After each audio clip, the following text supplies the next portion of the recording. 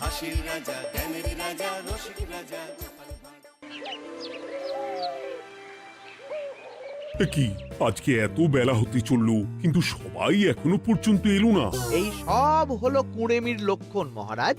আপনি একদিন যারা যারা দেরি করছে তাদের চাপকে দেবেন, তাহলেই সব সিধে হয়ে যাবে। আর বলবেন না মহারাজ, আজকে গিন্নি কাঁচা লঙ্কা দিয়ে কুচো চিংড়ির ঝালটা যা বানিয়েছিল না, খেতে খেতে দেরি হয়ে গেল। গোলগাপ্পি দেওয়ার আর জায়গা পাও না না? বিশ্বাস করুন, সত্যি খুব ভালো রান্না করেছিল গিন্নি, তাই আবার আরেক হাঁড়ি ভাত চড়াতে বললাম। আর সেটা খেয়ে আসতেই তো দেরি হয়ে গেল। আরো এক হাঁড়ি? মহারাজ কিছু মনে করবেন না, এই পাঠশালা বন্ধ করে সব গুছিয়ে তাপে এলাম। সুপ্রভাত মহারাজ। সুপ্রভাত মহারাজ। প্রভাত আজকে আর শুনেই, তোমরা সবাই এত কুঁড়ে হয়ে গেছো যে কি বলবো। মহারাজ, এই কুড়েমির আসল কারণ হচ্ছে চর্বি। কথায় আছে, যত বেশি চর্বি তত তাড়াতাড়ি মরবি। আপনি কি বলতে চাইছেন মন্ত্রী মশাই, যে আমি তাড়াতাড়ি মরে যাব আর আপনি মজা দেখবেন? ঠাকুর ঘরে কে, আমি তো কলা খাইনি ব্যাপার হয়ে গেল। গোপালের একদম মোক্ষম জায়গায় আঘাত লেগেছে, যাকে বলে ওই আঁতে ঘা। তুমি বেশি কথা বলো না বৈদ্য, ছুঁচ করে চালুনির বিচার। হ্যাঁ, বৈদ্য তো দেরি করেই এসেছে। আমার মনে হয় প্রত্যেককে এমন ভাবে প্রশিক্ষণ দেওয়া দরকার যাতে তারা একটু চনমনে হয়ে ওঠে। হ্যাঁ মহারাজ, তাহলে আগামীকাল থেকেই শুরু হোক ব্যায়াম আর অস্ত্র শিক্ষা। হ্যাঁ, কুঁড়ে থাকলে রাজ্যের কোনো বিপদ আপদেই সভাসদেরা কাজে আসবে না। ঠিক বলেছেন মহারাজ। তাহলে আর দেরি কেন, চলো সবাই এখনই আমরা মাঠে যাই। এই তো মহারাজ ভরপেট খেয়ে এলাম, এখনই মাঠে? ওসব অজুহাত দিয়ে লাভ নেই, চলো চলো চলো।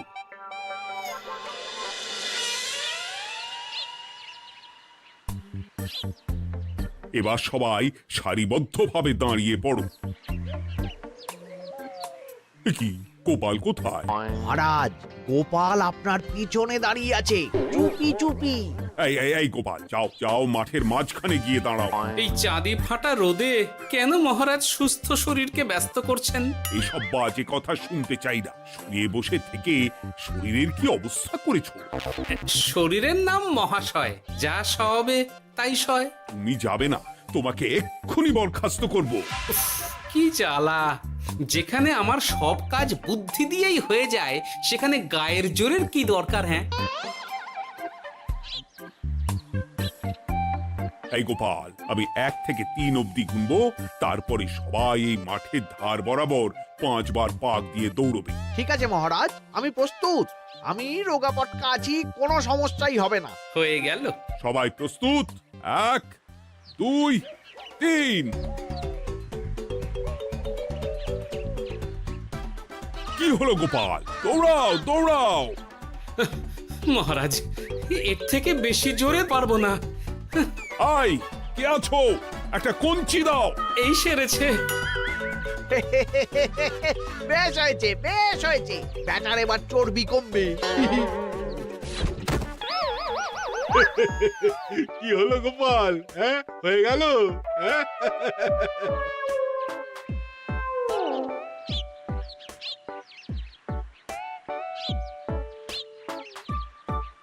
এই উল্টে উঠি, আমাদের দাদু উল্টে গেছে। হ্যাঁ, তাই তো দেখছি। চল চল গিয়ে দেখি। উফ, চেহারার কি অবস্থা বানিয়েছো গোপাল, হ্যাঁ? এতটুকু দৌড়তে গেলেই চিটপটাং। তাড়িয়ে দিন মহারাজ, এরকম বেঢপ চেহারা সভাসদকে আমাদের দরকার নেই। না না, তা বললে হবে নাকি গোপাল, তুমি এক্ষুনি বাড়ি চলে যাও, কালকে আবার মাঠেই দেখা হবে। এই দাদু বাড়ি চলো। ওরে বাবারে!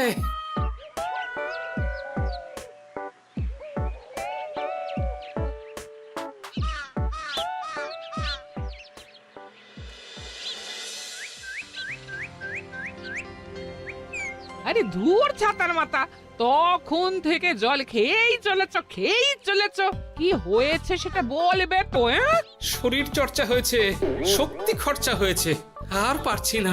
উফ, বাপরে বাপ, কি পায়ে ব্যথা! এই জন্যেই আমি বলি বাপু, একটু বপুটাও নড়াও, কিন্তু কার কথা কে শোনে? ওরে বাবা, অকারণে সুস্থ শরীর ব্যস্ত করব কেন বলো তো? বেশি নড়াচড়া করলেই আয়ু কমে যায়। তোমার এই বাজে কথা কোন শাস্ত্রে লেখা আছে শুনি? শাস্ত্রে কেন যাব, বাস্তবে জলজ্যান্ত উদাহরণ আছে। আমি মানতে পারছি না। হুম, মানতে পারছি না বললে তো হবে না, তোমাকে মানতেই হবে। বেশ, প্রমাণ করো। আমি যদি তোমাকে প্রমাণ করে দিতে পারি, তাহলে আজ থেকে বাড়ির বাজার দোকান করার দায়িত্বটাও তোমাকেই নিতে হবে। দিদা, তুমি তো ফেঁসে যাবে, দাদুর সঙ্গে বাজি লড়বে না। এই বাদ দে তো, তোর দাদু আগে প্রমাণ করুক যে বেশি নড়াচড়া করলে বয়স কমে। হ্যাঁ তাহলে বাজি? হ্যাঁ, বাজি। আচ্ছা ঠিক আছে, বেশ। তুমি তুমি একটা পশুর নাম বলো তো, যারা খুব তাড়াতাড়ি দৌড়য়। ঘোড়া, হরিণ, চিতাবাঘ আরো আছে। আচ্ছা, এবার সবচেয়ে আস্তে আস্তে কোন পশু চলে, এরকম একটা পশুর উদাহরণ দাও। কেন, কচ্ছপ? এই তো পেয়ে গেছে উত্তর। এবার তুমি বলো তো, কচ্ছপ কত বছর বাঁচে, আর ঘোড়া, হরিণ, চিতাবাঘ এরা কত বছর বাঁচে? চিতাবাঘ, ঘোড়া কেউই 30 বছরের বেশি বাঁচে না, কিন্তু কচ্ছপ 300 বছরও বেঁচে থাকে। হেরেছে, হেরেছে, আমার বউ হেরেছে। উফ, জীবনের কত বড় চাপ নেমে গেল। হ্যাঁ, এই তুমি আমাকে এভাবে হারালে? তখনই বললাম দাদুর সঙ্গে বাজি লড়তে যেও না। নাও এবার খেলা সামলাও।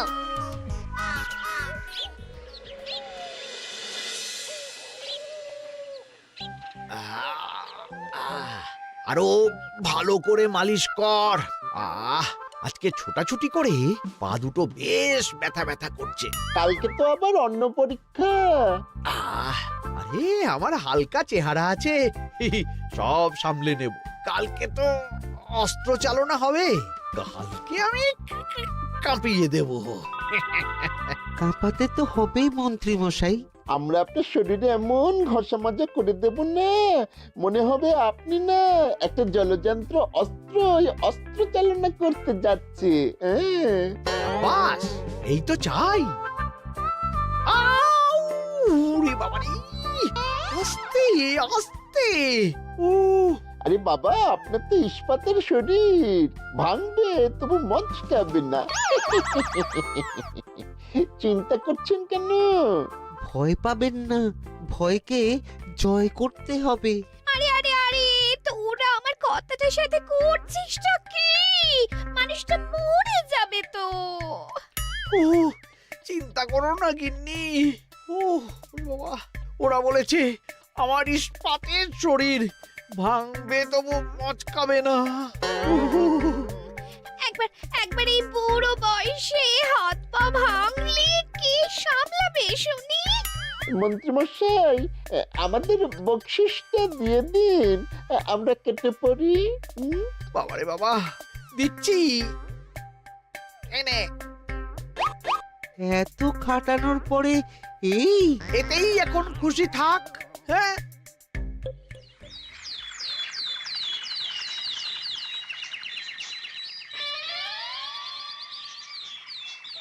এবার তোমাদের সকলকে অস্ত্র শিক্ষা দেওয়া হবে। উফ, রোজ রোজ কি জ্বালাতনে পড়েছি, বাপরে বাপ। বাবা মা কাউকে ডাকার দরকার নেই, ভালো না লাগলে রাজসভা চাকরি ছেড়ে চলে যাও। মহারাজ, এটা তো উচিত নয়। যে যেটাই পারদর্শী তাকে সেটাই করতে দিন না। একটা বাঁদরকে যদি আপনি বলেন শিকার করে মাংস খেয়ে দেখা, সে কি পারবে মহারাজ? মহারাজ, গোপাল একটু বেশি কথা বলছে, ওকে আপনি বের করে দিন। আমি তোমার কথায় গলবো না গোপাল, তোমাদের সবাইকে এখন অস্ত্র শিক্ষা শিখতেই হবে। কর্তার ইচ্ছায় কর্ম, এখন তো আমার আর কিছুই বলার নেই। তাহলে আর দেরি কেন, তোমরা সবাই একটা করে ঢাল আর একটা করে তলোয়ার তুলে নাও। সেনাপতি, বলুন মহারাজ। তুমি সকলকে অস্ত্র শিক্ষা দেবে, তলোয়ার চালানো শেখাবে। এক এক করে প্রত্যেকে তোমার কাছে যাবে আর এক এক করে তুমি সবাইকে তলোয়ার চালানো শেখাবে। আচ্ছা মহারাজ, তাহলে ওই সবার প্রথমে চলে আসুন মন্ত্রী মশাই। হ্যাঁ, আমি প্রস্তুত। আমার শরীর ইস্পাতের মতো, ভাঙবো তবু মচকাবো না।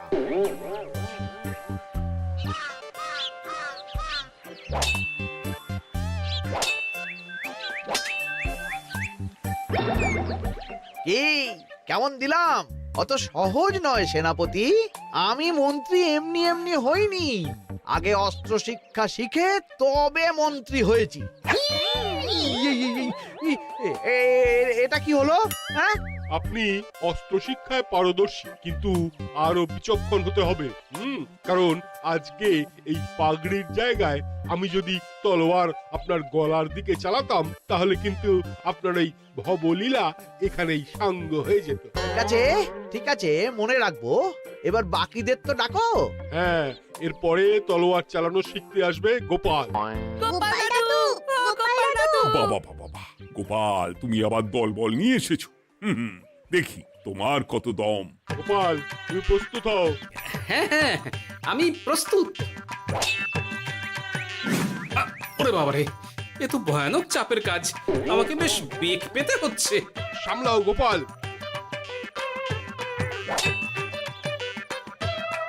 না, আমাকে অন্য রাস্তা দেখতে হবে। সেনাপতি, মহারাজের দিব্যি, তুমি আমার দিকে তলোয়ার ঢাল বাড়াবে না। এই এই, এটা কি হলো? সত্যি তো, এটা কি হলো?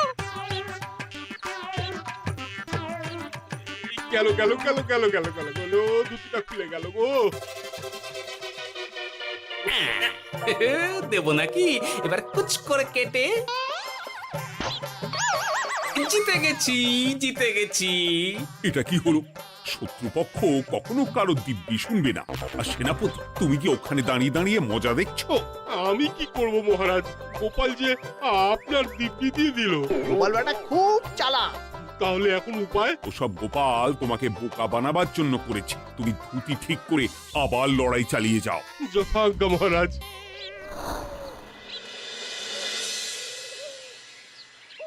কিরে ন্যাপলা, তোদের দিদা আমার জন্য কি রান্না করে পাঠিয়েছে রে? এই তো ভাত, আলু সেদ্ধ, এই পুঁই শাকের ঝোল আর রুই মাছের ঝাল। আর তোদের যে তোষক, বিছানার চাদর আনতে বলেছিলাম, এনেছিস তো? ওই তো দাদু, কুটির গুলটে আর বাকিরা সবাই ধরাধরি করে নিয়ে আসছে। ব্যাস, তাহলে তার কোনো চিন্তা নেই।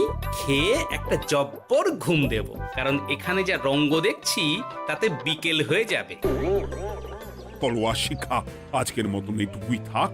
এবার শুরু হবে বল্লম শিক্ষা। সবাই আবার আগের মতন সারিবদ্ধভাবে দাঁড়িয়ে পড়ো। আহ, তোদের দিদা পুঁই শাকটা কিন্তু বেশ জব্বর বানিয়েছে। তোদের দিদার হাতের রান্নার কোনো তুলনাই নেই। আহা, কি স্বাদ! এ কি, গোপাল আবার কোথায় গেল? এই তো মহারাজ, আমি এখানে ওই পুঁইয়ের ঝোল আর রুইয়ের ছাল দিয়ে ভাত খাচ্ছি। এসব কি মাঠের মধ্যে খাওয়া? আরে শরীরটাকে তো রাখতে হবে। তাড়াতাড়ি খেয়ে এইদিকে এসো। আসছি আসছি আসছি। এবার আমি তোমাদের দেখাবো কিভাবে বল্লম নিয়ে তেড়ে যেতে হয়। দেখান মহারাজ।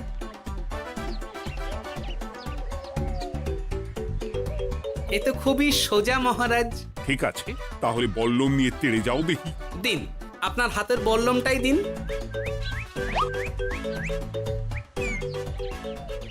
আরে আরে, গোপাল তো মাঠ থেকেই চলে গেল। আমি ডেকে আনছি মহারাজ। আরে আরে, ও গোপাল, গোপাল, মহারাজ ডাকছেন। থামো থামো। মহারাজ বলেছেন বল্লম নিয়ে তেড়ে যেতে। তেড়ে গিয়ে আবার ফিরে আসতে তো উনি বলেননি। আরে, এ তো মহা মুশকিল। উনি এক্ষুনি তোমাকে মাঠে ফিরতে বললেন। সেটা আপনাকে বলতে পারে সেনাপতি, আমাকে তো বলেনি।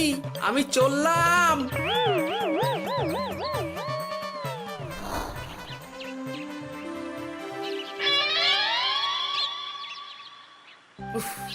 বাবা রে বাবা, কি ঝক্কি! অনেক বুদ্ধি করে মাঠ থেকে খাটে চলে এসেছি। আমি আর উঠছি না। এ কি বলি, তোমাদের তো এখন অস্ত্র শিক্ষা নেওয়ার কথা। হ্যাঁ, তোমার বলা নেই, কোয়া নেই, অমনি বাড়ি চলে এলে। আরে বাবা, ওইসব অস্ত্র শিক্ষা মানেই সুস্থ শরীরকে ব্যস্ত করা, অসহ্য খাটনি, অযথা কষ্ট। কষ্ট করলে তবেই কেষ্ট পাওয়া যায়। হ্যাঁ, তোমায় আমি আগেও বুঝিয়েছি, যেখানে বুদ্ধি কথা বলে সেখানে দেহের শক্তি নীরব দর্শক গিন্নি। আরে বাবা, সে না হয় বুঝলাম, কিন্তু মহারাজ তো ভালোর জন্য সবাইকে অস্ত্র শিক্ষা দেওয়ার চেষ্টা করছে না? আরে বাবা, যার যা কাজ তাকে সেটা করালেই পারে। মহারাজ তো সেটা বুঝতেই চাইছেন না। আমি এখন ঘুমো।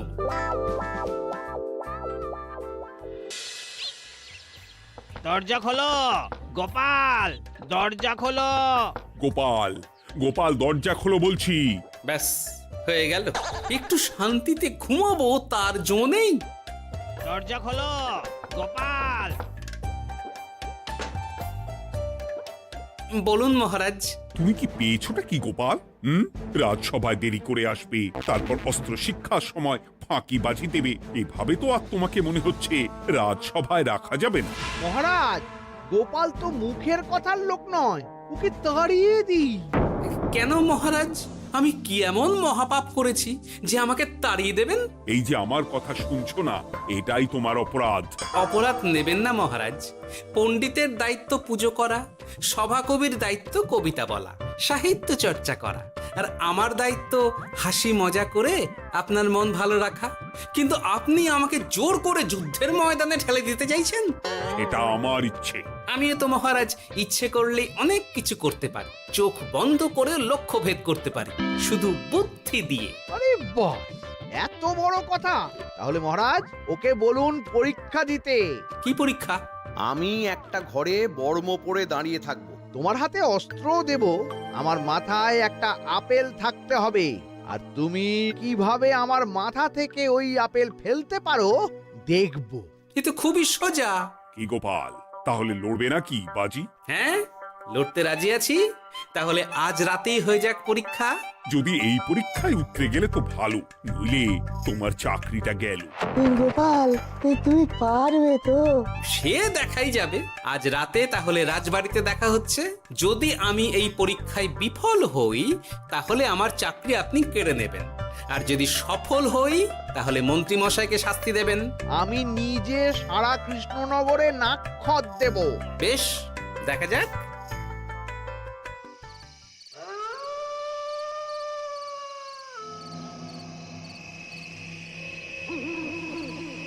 কি মন্ত্রীমশাই, ব্যবস্থা সব ঠিকঠাক হয়েছে তো? হ্যাঁ, এবার শুধু গোপালের পরীক্ষার পালা। আমি তাহলে বাইরে গেলাম, গোপালকে পাঠিয়ে দিচ্ছি।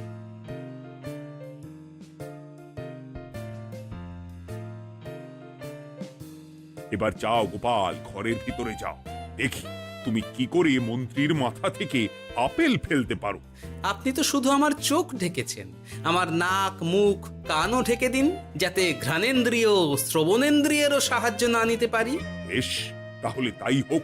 আই, কে আছো? গোপালের মুখ নাক আর কান ঢাকো। যথা আজ্ঞা মহারাজ। একটু মোটা কাপড় দিয়ে নাক মুখ ঢাকো, হ্যাঁ, যাতে সেভাবে আপেলের গন্ধ না পাই। বেশ বেশ।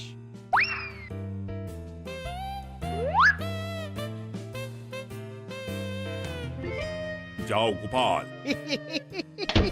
গোপাল, এবার তোমার চাকরি গেল।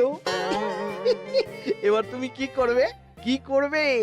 দৌড় ঝাঁপে ফাঁকিবাজি? হ্যাঁ?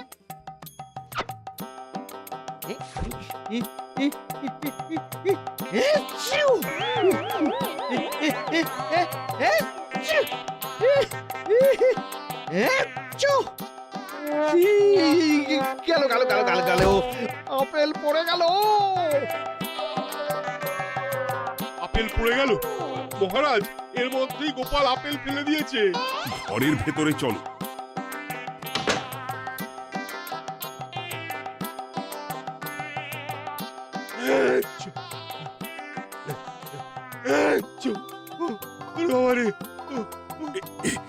কি ওরে বাবারে বাবা, কি ঝাঁজ! ওরে বাবারে বাবা। কি মহারাজ, দেখলেন তো গোপালের চমক? অস্ত্র ছাড়াই আপেল ফেলে দিলাম। কি, এটা তো তুমি নীতি বিরুদ্ধ কাজ করেছো। সারা ঘরে নস্যি ছড়িয়ে দিয়েছো। মহারাজ, হাত থেকে আপেল পড়ে গেছে। এবার সারা কৃষ্ণনগরে নাক্ষত দিতে হবে। সত্যি সত্যি গোপাল, বুদ্ধি তো তোমার জুড়ি মেলা আভার। আমার নাম গোপাল ভাঁড়, একটা কথা মনে রাখবেন, কেউটে সাপের লেজে পা দেবেন না, আর গোপালের কাজে বাধা দেবেন না।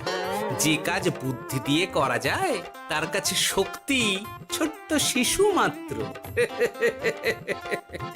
সত্যি গোপাল, আজ তুমি সেটাই প্রমাণ করে দিলে। আর আজ থেকে তোমাকে তোমার ইচ্ছার বিরুদ্ধে খাটাবো না।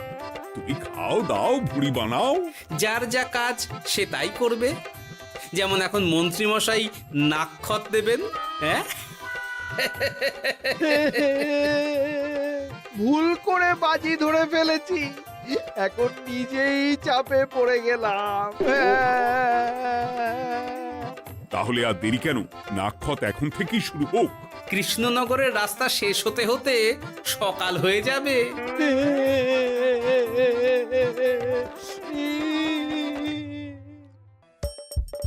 হাসির রাজা, জ্ঞানের রাজা, রসিক রাজা।